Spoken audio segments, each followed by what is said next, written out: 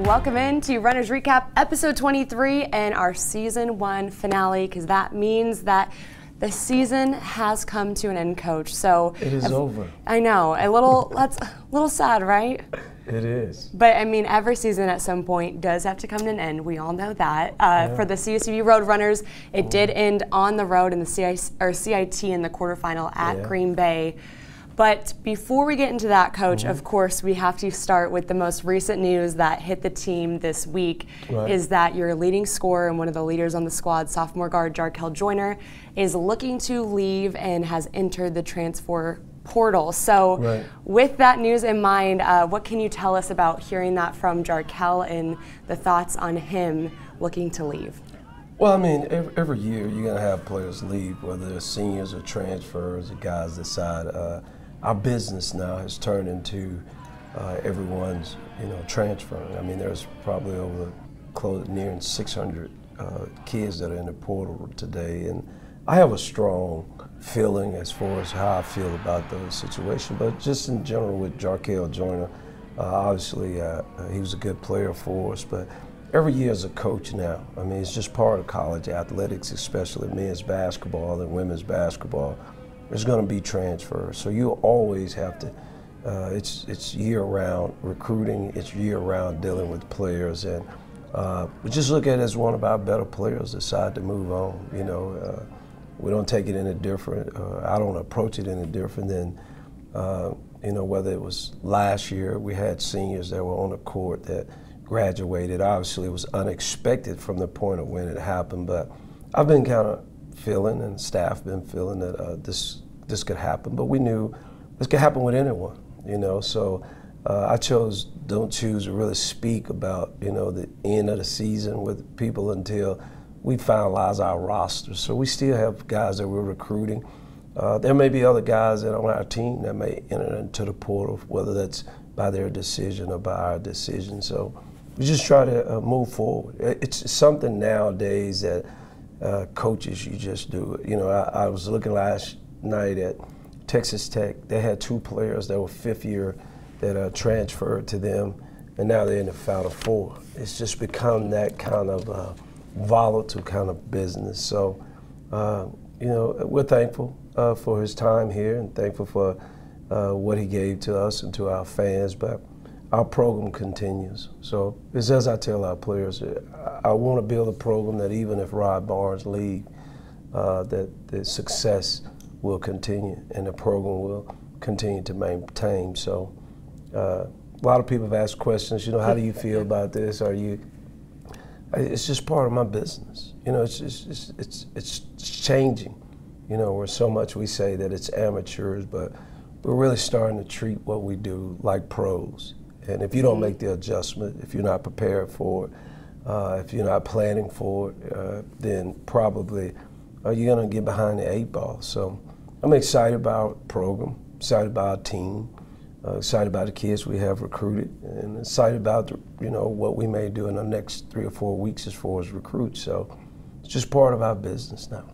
Yeah, you mentioned that there's obviously that extra challenge there with you lose your seniors, you can prepare for that, but the open opportunity for other players to leave. And if you were able to speak on this, we know obviously he's a native of Mississippi, Oxford, Mississippi. Is that the game plan for him to look to returning home? Well, I can't say, because I don't, I talked to him, I talked to his parents, but it's just a decision that they have to come up with. Sometimes when guys enter the portal, you don't know what happens, different kind of things. There's even guys that are entering the portal and deciding, hey, I'm going to go back to my home. I'm going to go back to the school I came from. So, I don't know really what's the plan. We didn't talk about that. We talked about his time here, and really there was not a lot of, again, when you're in that situation, you just understand, it's just something that has not hit our program, but it's hit a lot of other programs. No doubt. And again, it's something that, as I look down our roster, you always kind of preparing. You're preparing because you know what's happening out here. There's people that are actually recruiting guys off other people's campus. It's just, it's the ugliness of our business. It's what happens. And again, if you can't get too caught up in it either way, Jarkel, I still have a great relationship with him always. I have a great relationship with his family. But like I didn't ask a whole lot of questions about what are your plans, or I just felt like it was best for that's him and his family. That's his decision, and we got to move forward. We can only control the things that we control, and there's no bitterness. There's no And again, I've been getting calls and texts. It's just part of what we do. A few years ago, we lost Ali, who I thought was one of the best big guys that ever played here, along with the class of Kevin Mays, maybe the best power forward that we've had since I've been here. And we lost both of them. And, people were kind of, what y'all going to do next year and what is going to happen? And then we came back and won like 25 games. So it's just part of it. I'm excited we had a winning season. I like the nucleus of the guys we have returning.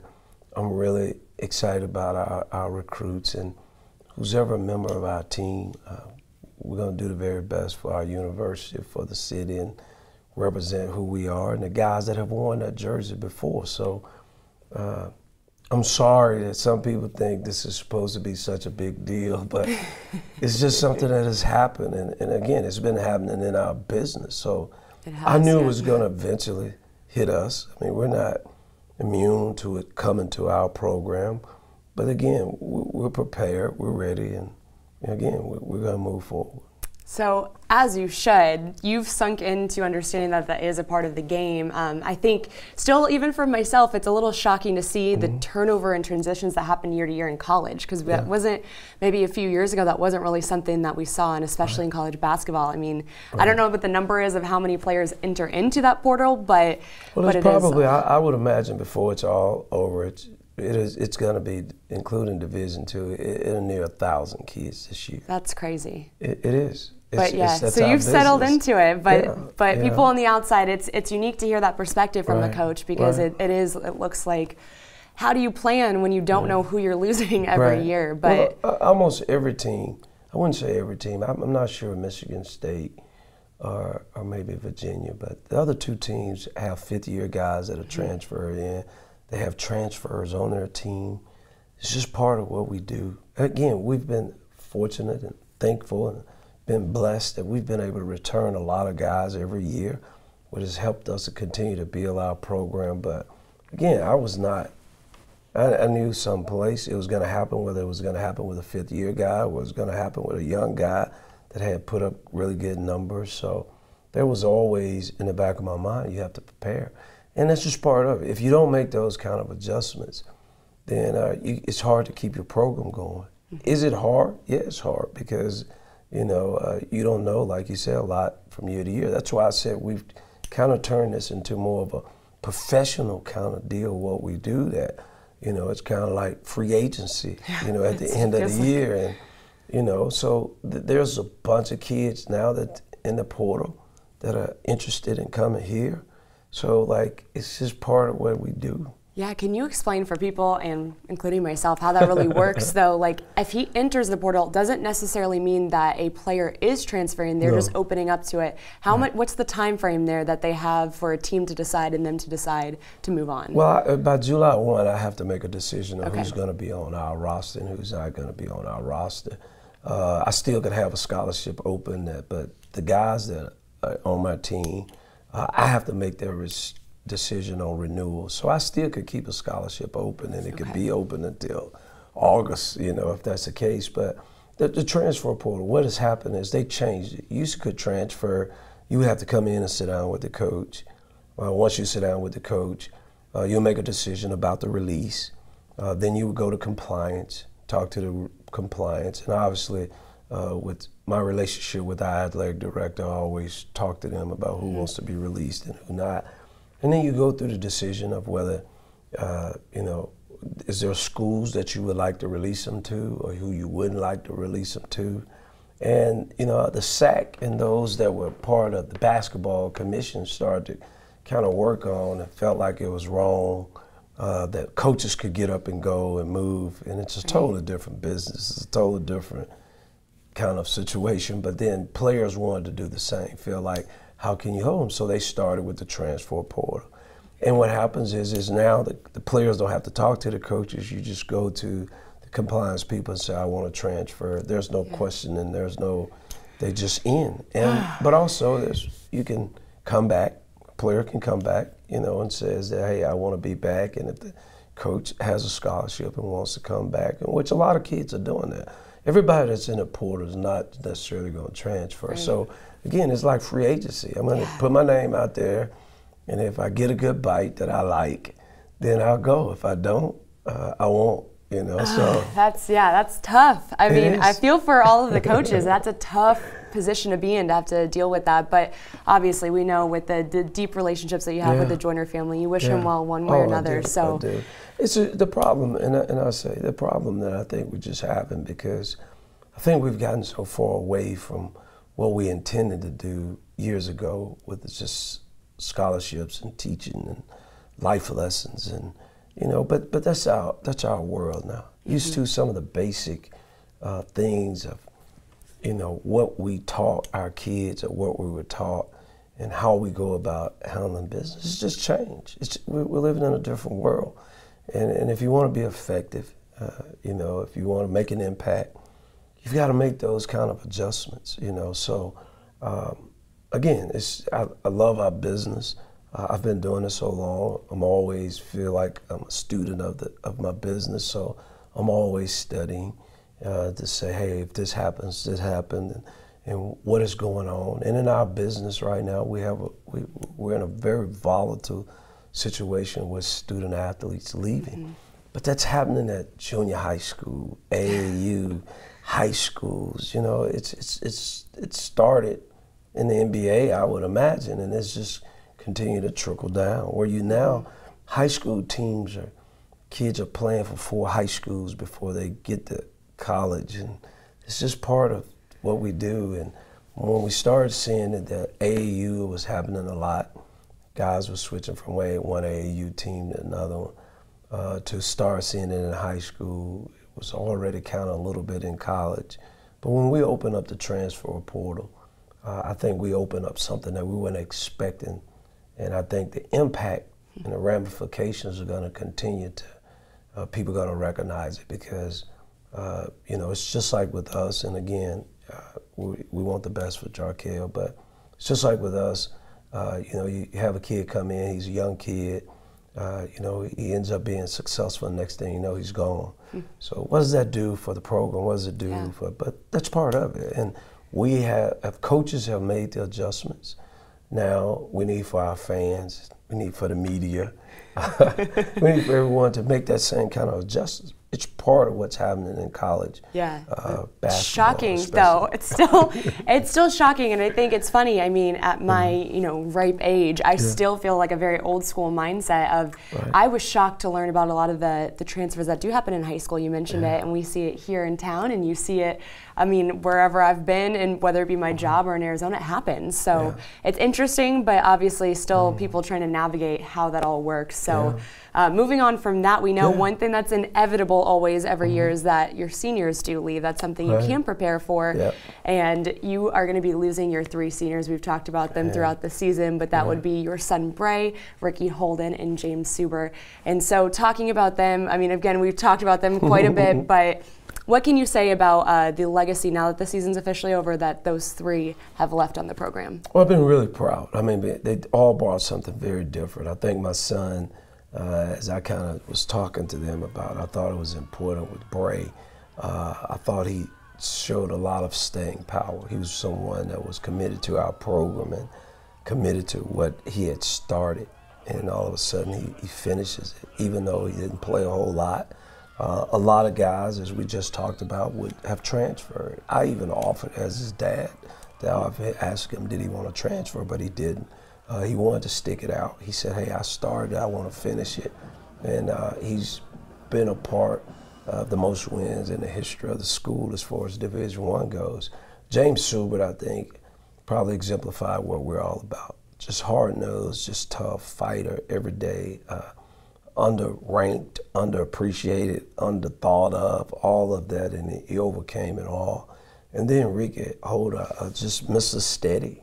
I mean, for 2 years, he's just been as steady and as dependable as anyone on the court. So they've left some things for our program that our younger guys and even me and our coaches, we can appreciate. When you start talking about, you start something, you finish it. When you start thinking about, hey, we're going to grind it out. We're going to overachieve. That's what Suba brought. And then Ricky, we're just going to be consistent. You know, day in, day out, we do what we do, regardless of what happens, and it doesn't change who we are. And yeah, so those men leave the program with one last tournament in the CIT, as we mentioned earlier, falling to Green Bay on the road in the quarterfinal. The final score in that one was 80-65. Ricky was leading the way there in that game as well, as we've seen throughout the year. But my question, with looking at how that game unfolded, now knowing the moving parts that are going to be away from the team, who do you look at already then from the start of who's going to step into a leadership role? Because many people would believe Jarkel Joiner would be that guy. If he's not here next year, who are you looking at? Well, I like the nucleus of our group. I think Taze Mo showed toward the end of the year that obviously he could play, but he's been the one that's been in our program a while. Justin Davis has had great time in the last 2 years on the floor, and then he redshirted. Also with Greg Lee. Greg, this was his first year really playing a lot. I was impressed with the way he started, and then I thought at the end he really came forth and started to play well at the end of the year also. But then we have DeMonte Buckingham, who's a kid that played at Richmond, who transferred here, who's averaged 13 or 14 points and 6 or 7 rebounds, that has been really our vocal leader, even though he wasn't playing. So we look forward to kind of leaning in and leaning on him. You know, Justin McCall, he'll be a junior. So, I mean, again, we feel really good about the nucleus that we have. We feel really good about the type of players and the athletes that we have, you know, that are coming back. And we just think that those group of guys that have been here, they know what we expect. They know what to do. Many of them has played. So even this year, a lot of them started a lot of games. So the foundation is there. And whenever you have a foundation, and I think the leadership is there, I think the hunger is there. I think going through the CIT, as you talked about, is the toughest thing that our kids could have gone through, because 10 of our last 11 games were on the road. And for us to go into tournament play coming off losses and then perform the way we did, I thought we grew. We got a lot out of going to the CIT, and again, I think it gives us an opportunity. We go into next season with a winning season. We go into what we feel like maybe the strongest nucleus of guys that we've had in a couple of years. So our future is bright, and we're excited about it. So you're not worried? Not at all. All right, well, that's great to hear. And obviously, you mentioned it there, the end of your season, you guys exemplified what road runners are, playing on the road there. But of course, throughout the season, plenty of highlights from this team. And we could talk about early on in the season, we got some great buzzer beaters. You have some good moments, you know, in the conference play. But when you think about all that happened this year, what are some of the highlights that really stick in your mind? There's Taze Moore, you just mentioned him. Well, that was one, obviously, but probably going to the Bahamas and watching our team grow. We had a lot of questions that we got to answer there, and that was really huge for us. You know, the games that we won at the buzzer when we back-to-back here, but also the ones that we lost. I thought we learned something from them. I thought this team really grew. And then to have the end of the season, to make postseason, and go on the road 3 straight games in a week and play, says something about these young men. No doubt, and get a little hardware there to bring back to Bakersfield, as we saw in the CIT. So, Coach, looking forward now, learned a lot from this season. As you said, a lot of growing pains, and it seems like there's going to be maybe some more coming up in the next season with some young guys filling in some big roles. But what are your expectations now with the group of guys that you have looking at this next season already? No, we're really early, right? But hey, why not? Well, I mean, just as a coach, you have to. I mean, I like our team. Guys that we have returning. Again, we went into this season with, I feel like, more questions, you know, than we have right now. I'm very comfortable with the guys that we have and the roles that we've placed them in. And sure, we're going to have some help from a couple of recruits to come in, but we have enough already here. I mean, when you think about Taze Moore, who played all 3 positions, Justin McCall, who played a lot, on both ends of the floor and got better, to Justin Davis. Now we're starting to talk about how many games he's played, to Greg Lee, this being his very first year actually playing a lot of minutes, being a part of what we do. We still think we got younger guys as far as our post players that can come back and really contribute to it. And then again, as I talked about Jarkel Joiner, I'm not going to build something that's not there. We got a very impressive player with DeMonte, who we call Buck. You know, he's a difference maker. So obviously, again, that's not taking anything from the guys we lost. We lost a lot, but we're gaining a lot also. So, you know, it's just part of it. You know, it's part of what we do. I'm excited again because, you know, when you think about great programs, whether that's Duke, Kentucky, whether that's mid-major programs, VCU, every year they have guys leave, transfer, go to pros, and their program. And that's who I think we are. Their programs carries them into the next season. We're no longer a team. We're a program now. So whether people come in, go out, the expectations of what we do are set. We expect to win. We expect to have a winning season. We expect at the end of the year for us to be playing for a championship. And we won't settle. That's with guys here, with guys leaving. But I think our team and our program, that's the approach we take right now. So will we win 30 games? I don't know. But again, I'm excited. There's no questions or doubts in mind with the young men that we have coming back. And then I'm excited when people see the people that we've added, the recruits that we've added, and we'll continue to add. Come November, we'll be ready. All right. Well, staying true to form as always from the beginning. Here we go. I know. Well, I was gonna say before he knows what's next. I was gonna give you a good little compliment and then transition in. Let's go. But you stayed true to form all season long from the beginning. When I met you, it's all about the foundation and what you guys are building here, and that's been the goal. And I was going to say the foundation of Runner's Recap is what I love to call the breakdown with Barnes. I like to call it the hot seat. I know you've been in the hot seat the whole time, but we love to dub a new segment within the segment. But breakdown with Barnes, I get to ask you fun questions, kind of on topic, kind of off topic. Let's dive in though to college basketball. We've talked about it a lot throughout the season. Down goes Duke. Duke losing to Michigan State in a tight one. The Final Four is set up for Saturday, but what were your thoughts on that game? I know you didn't give us your pick, but obviously the world was with Duke, and to see them go down in that game against Tom Izzo and crew, what were your thoughts? Well, it didn't surprise me. I thought Duke really had the opportunity, but through their injuries and guys not being out, I didn't think they had the depth to really get to the Final Four.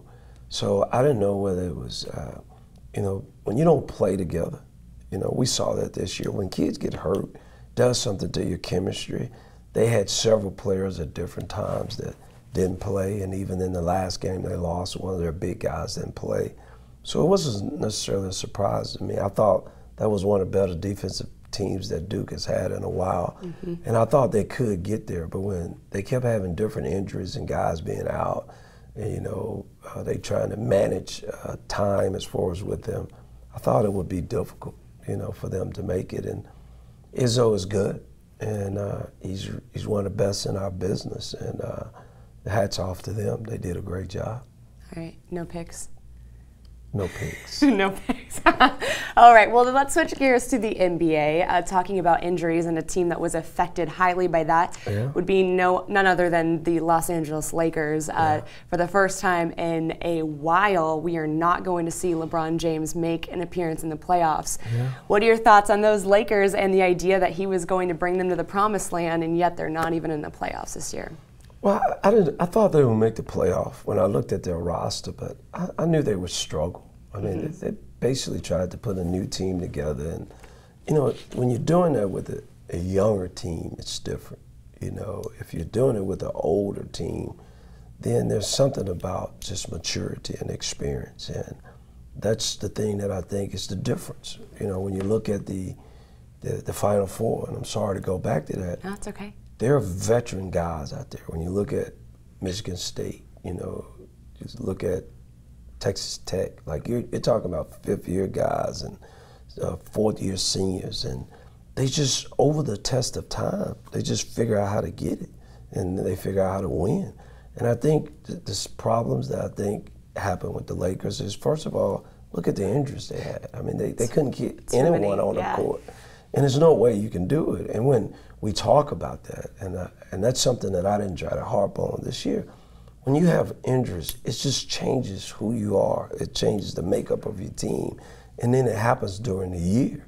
If you got guys hurting it before the season starts, and then you're planning without them, but when it happening in the middle of the season, or the beginning of the season, it's hard to make those adjustments to stay at that same level.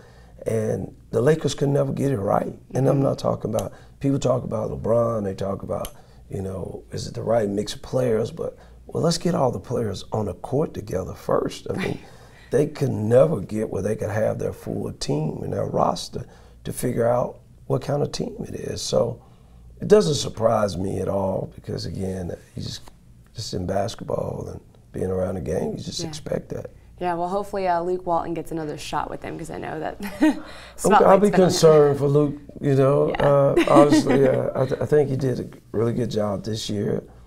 It's the nature of pro sports, and hopefully, you always, as a coach, you feel like whether you're losing games because of injuries or, you're not, you have guys that maybe moving on or whatever the reasons may be.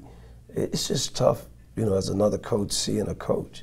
I'd like to see Luke Walton with the entire team, giving him an opportunity, but it's pro sports, it's hard to predict. When they don't win, they move on. Yeah. Well, adversity and at all levels, as we hear, is tough. Okay, Coach, so moving into this offseason, we know that the job does not end for any coach, as recruiting is a big old deal in the offseason. But what does an offseason look like for Coach Barnes? What are you going to be doing outside of finding maybe some new talent?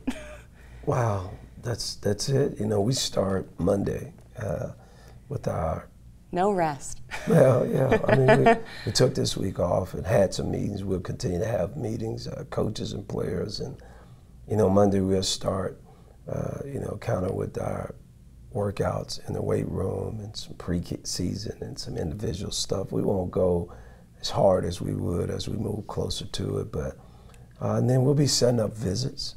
We've got visits of players, student athletes that'll be on campus over the next 2 or 3 weeks. We'll go on the road and recruit at the end of April, and we have a weekend that we'll probably be all over the country. Once we finish there, we'll be preparing for graduation for our seniors, and we'll be excited about that. And along that term, we'll be working, trying to get the kids here in the community to come to our camp. Yeah. And then we'll be hosting them at the very beginning of June. So May, we'll be trying to get flyers out. So June is a busy month for camp. We'll have camp for 3 weeks, 3 different camps, and then 2 weeks after, the next 2 weekends, we're back on the road recruiting because the calendar has changed. And hopefully in August. I know, I was like, we need to get you a vacation. You get a couple of days, and, you get a couple of, maybe a week off or something, but you just have to try to take care of yourself, try to plan.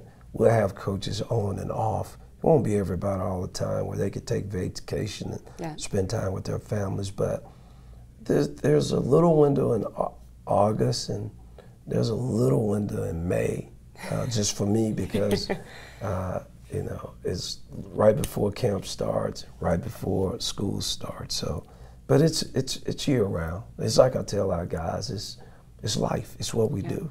Yep, no doubt. And my last question in the hot seat before we flip it and give you the power. So when you're looking at recruiting, we won't deep dive into this, but from what you were able to see this year, kind of moving into that with the smaller team in terms of size and the faster play, is that something you're targeting, or are you going to be looking to add some size and get a big guy this year to balance? Well, we think, find Ronnie Reedus, who we think this is an impact inside guy. So, and then we feel like we have some guys that are returning. We're always looking. That's the thing, and people think, well, you know, why are you looking? Because you got a team. You're always looking. You're always recruiting. You know, because of, you know, Jarkel being in the transfer portal, obviously we're thinking about someone that can shoot the basketball. We feel like not necessarily that they got to be the same kind of scorer, but someone can add to us. And then we feel like we've got to add another perimeter player. We feel like good about the guys that we have that are coming in that we're going to sign in April, but we think depth is important to us. But again, we like where we are. We don't think with the guys that we've recruited, Ronnie, with Ray, that we're in need of something that we maybe don't already have on campus or we hadn't already recruited. We just to try to upgrade and hopefully, you know, maybe add one player, maybe two players in April. All right. Well, with that, Coach, yep. You can switch it over. Put me in the hot seat. One last question. I'll try to rapid fire answer. Well, my question is 23 segments this year. At 23. 23. I just thought of that. Yeah. Which one was probably the most interesting? You think I have them all mapped out in my head? Yes, well, I do. It's breakdown with Barnes, so let's break it down. Oh, break it down. Well, let's be honest. You don't remember every game and every score and play. I don't remember every one of these segments, I guess, exactly. Right. But I think once we started midway, once we really built our chemistry here, and I got to really break it down with you, I think some of the best moments, and again, it's kind of a loose answer because it's not going to be one particular episode. Okay, that's okay. But I loved getting to know kind of a deep dive into your brain as a coach on what makes you tick and what makes this team special. And you don't always get to do that. And we, you know, being in the media, you don't always get to ask coaches those questions or get honest answers. But once you warmed up to me in this segment, it was kind of great to hear that. And I love that you've always let us in to hear your perspective about things. You've been really honest, kept it real with us, and more importantly, you've taught me lessons. So Runner's Recap has been a little bit of schooling for Carrie Osep. Okay. And I appreciate it. That's great. I thought you were going to say the first one because it was the first one. Thought you was going to say the last one because it was the very last one. But I'm unpredictable. I appreciate you. We're so thankful. Our program, our coaches, players for doing this. It's given us great exposure and also given me an opportunity to maybe share some things with people that I normally wouldn't get the opportunity to share. So we are thankful and we're grateful, and we say. Yeah, well, same with us. Thank you for coming to us not every week towards the end because you were on the road, but thanks for coming most every week all season. We appreciate the honesty and all of the stuff that you taught us because there are many. Well, maybe you'll write a book. I keep saying that. It's going to happen. Yes. It's going to happen. During that little bit of time, what'd you say, in August? Yes. Time for a book. All right. Okay. Well, thank you guys so much for tuning in throughout the season. And this is the season finale of Runner's Recap, and we'll see you next time.